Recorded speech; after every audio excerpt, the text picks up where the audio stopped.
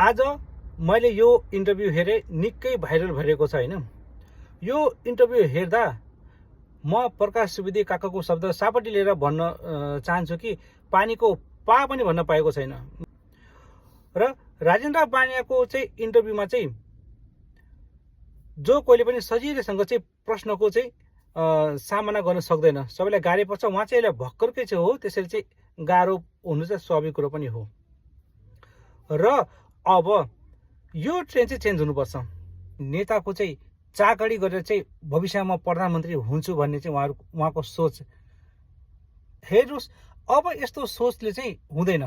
र कुनै पनि नेताको चाहिँ चाकडी गरेर हैन, ढुङ्गा हानेकै भरमा, कसैलाई मुर्दाबाद भनेकै भरमा म चाहिँ प्राइम मिनिस्टर हुन्छु चाकडी गरे भने, र कसैको प्रति चाहिँ नराम्रो टिप्पणी गरिदियो भने हैन, कसैलाई चाहिँ मुर्दाबाद भनिदियो भने भाइरल भइन्छु र हाई कमाउँछु, यस्ता यस्ता प्लेटफर्म पाउँछु हैन भन्ने यो एउटा ट्रिक हो क्या।